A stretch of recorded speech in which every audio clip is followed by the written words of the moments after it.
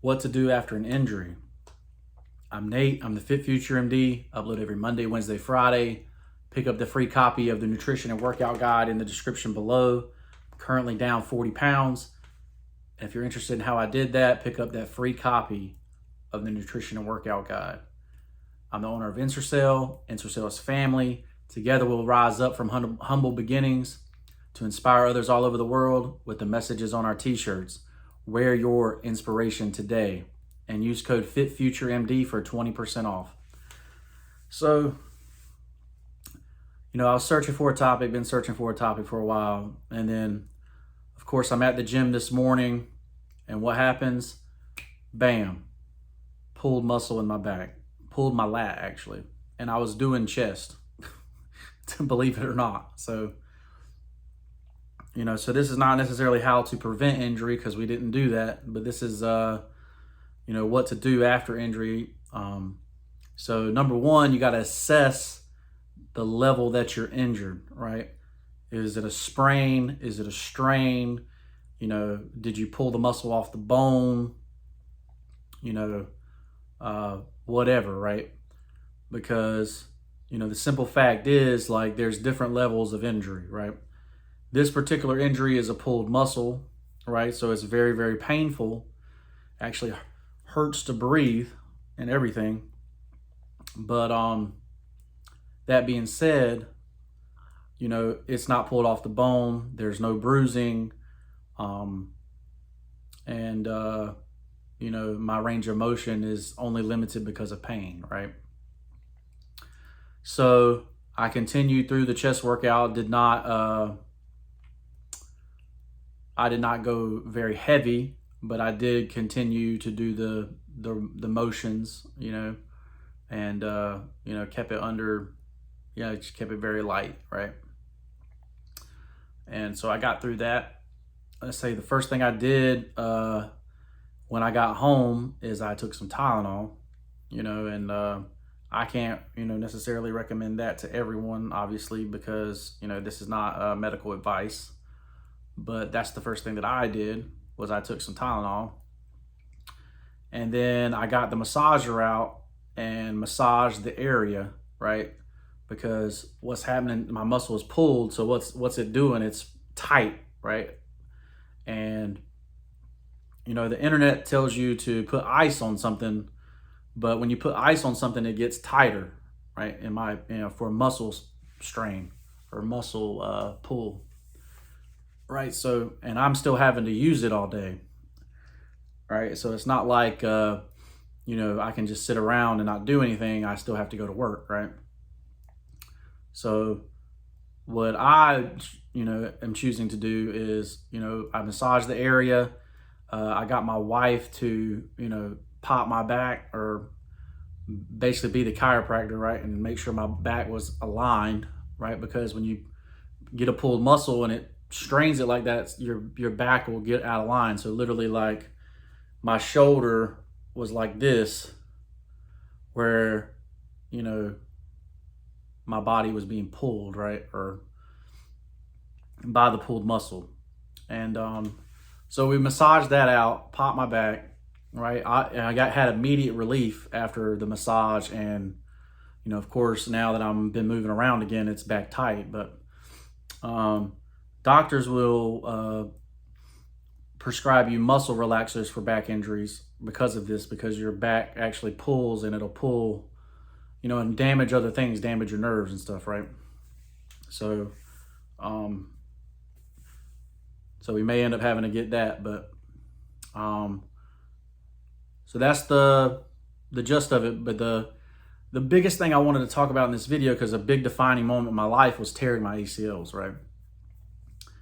And I remember being very, very devastated that this happened, right? Because, in my mind, I was, on track to, maybe make the NFL one day, right? Never been injured before.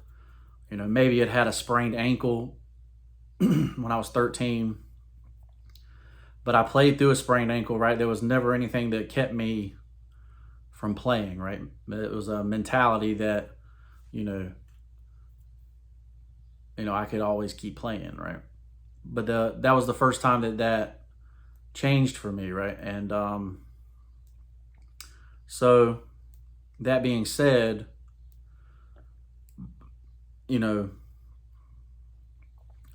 tore ACL is something where I can't keep playing on that, right?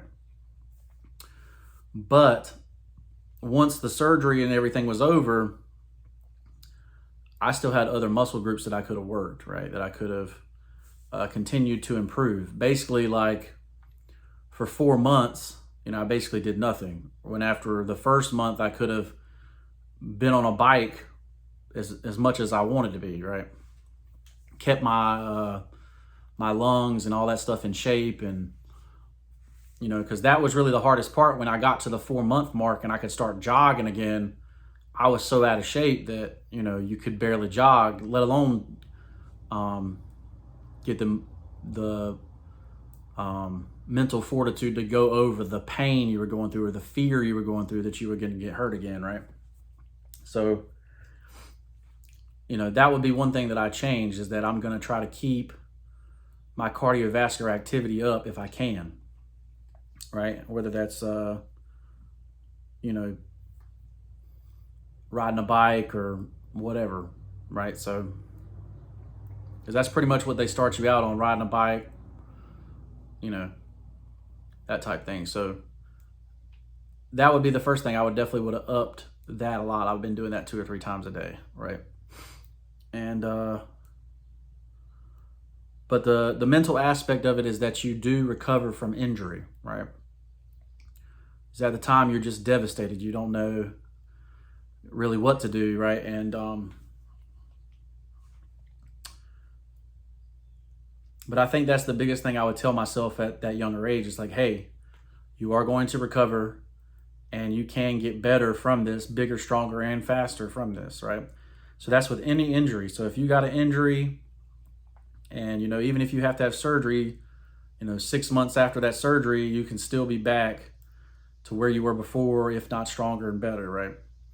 And you have to believe that, right? And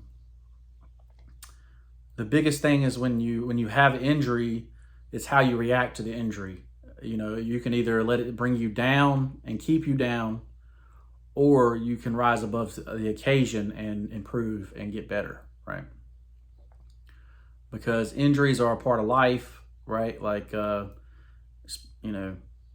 then some things you just have to work through, like the pulled muscles and the sprained ankles and all that kind of stuff. Like, you have to go through your rehab and, heat, ice, and continue to improve or be good enough to be on the field or whatever. But the biggest thing is the mentality that you can come back from injury, right? And that's definitely something that I would have told myself back then, because, I basically let it crush me, mind, body, and spirit, right? And definitely could have had a better outcome had that mentality not been taken, right? Because in life, you're going to have to overcome adversity, right? And the first time you feel that adversity, you don't know how to react to it. You've never been in that situation. You don't, so that's kind of the difference between people that make it and don't, right? Is overcoming that adversity, because everybody's going to end up going through adversity, right? So, you make your plan, you stick to your plan, you make sure you recover, and you get back on the field, bigger, better, stronger, smarter, and faster than ever, right? Hope this helped, guys. Like I say, massage it out. I got a muscle pull, right? So massage it out. Make sure you can keep the range of motion. I say take NSAIDs if necessary. Not advice or whatever, but I took NSAIDs. And rest and recover, and see if you can get it to keep doing better, right? So, probably a couple weeks you'll be better. Obviously, if you know, you may have to take up time off from the gym if, you know, necessary. So it is what it is. I'm Nate. I'm the FitFutureMD. Hope this helped you out, guys. Comment down below. Let me know what injuries you've had to go through and what you did to overcome those injuries. And we'll see you in the next one. Peace.